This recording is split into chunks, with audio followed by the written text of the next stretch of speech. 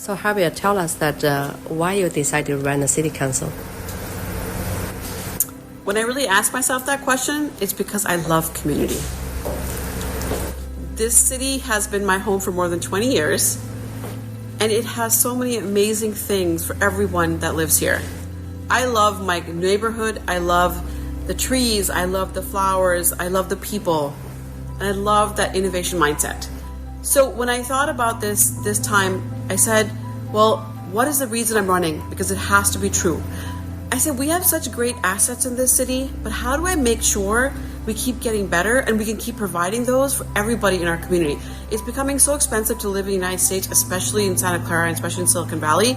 I really believe that we can make a difference by doing better planning, ensuring that we have the revenue streams so we can have infrastructure, we can have affordable housing, we can have more security, we need to have economic development to create jobs. When I think about all that, then I'm reminded that's why I need to run, because I want to take us to the future by ensuring we can do sustainable planning and making sure that everybody has a brighter future so they can thrive in Santa Clara. So what's your experience that benefits your decision? My experience is actually quite unique compared to most. I come from a tech background, but also equally community development. I've been a community organizer, I think, as long as I can remember. Whether it was in school, whether it was in college, whether it was a young professional, it has been paralleled in every aspect of my life every single day. And being a CEO of the Chamber of Commerce makes me think about economic development. How do revenue streams come in to our city to be able to fund the services that we often take for granted, which is the roads that we stand on, the trees that are next to us, the beautiful parks, making sure we have great libraries. I was on the Library Foundation. I remember how valuable it was, especially when we think about creating equity, the amazing stories we have, the amazing content we have, but also programming that allowed our citizens to learn about different parts of the world, different educations, learning how to read, providing them different job skills. There's such a strong value in these particular services. We can only provide that if we have the resources. So my tech background helps me so much to think about optimization, systemizing, innovation.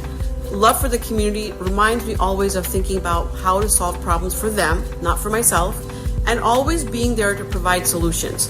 In COVID, I was able to provide, I think, over 50,000 masks that were made by 500 volunteers.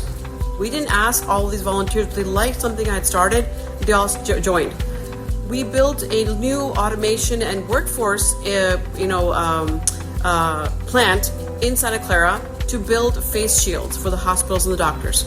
We did everyday story time for children to be able to listen to stories online because the libraries were shut, so their parents, especially their mothers, could get a break. This is just an example. I've been to the war zone in Ukraine. I'm not scared to go into things that are difficult. I'm more of a person that will go head on into the problem to find a solution. And that's what our city needs now. Are people that love to build bridges and build community, and more importantly, create great solutions that benefit everyone, not just one part of our society. Like, we are such a diverse community.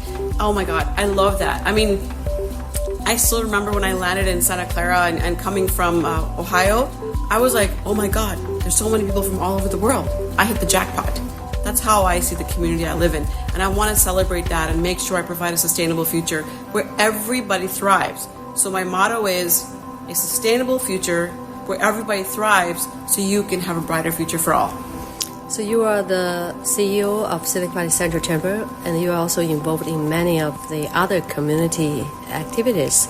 And how do you focus on, because as a city council, requires a lot of time and energy. Can you do both, or how are you going to focus on in the future? Great question. I believe these things go hand in hand. Economic development is what helps our cities get money to sustain their services. And my goal is that we think about the overlap in my two jobs, if you want to say it. I believe I'll be more empowered to do more for our community. And I'll also know what it means to create services for our community. We need leaders who understand how all these things are connected and understand the interdependency between economic revenue streams, understanding the dependency of housing along with new jobs and economic revenue streams. Because once you have all these things, only then can you have a sustainable society. Right now, we've gotten a little bit off balance, I know we've been getting better at it. However, I think this seat specifically has a very unique situation. It is the north side of Santa Clara. It has the largest entrepreneurial mindset because it is mostly full of Intels, of AMDs, of applied materials, of all the new hubs that are being created. On top of that, it's our entertainment district. And thirdly, we have a huge housing boom. Even though we have such a shortage of housing, this particular area has such a huge boom, but we don't have enough infrastructure planning. Where are the parks going to be? Who's thinking about the transportation to make sure you shuffle all these people around? Who's thinking about ensuring that the people that live there are not going to be burdened by more traffic and more people, but rather are also getting to enrich their life by new housing and new people. So somebody needs to think about these complications, these complexities that create a very a dynamic environment. So it can be very beautiful if it's planned and managed correctly, or it can be very, very detrimental to the people that already live here. And I don't want to do that. I want to make Santa Clara a place where all families can continue to stay, our working families can stay, and ensuring our elders can continue to live here and enjoy the benefits, and also see their grandchildren grow and thrive and live nearby them as well. You mentioned about so many things, and what's the priority? And yes. My first priority is to ensure we do better planning for our changing needs. One of those is ensuring that we have enough infrastructure. Second is ensuring that we have enough housing. Not just a market rate, but we also need affordable housing. So we need both of those things. We also need to ensure we have enough jobs to be able to afford living here.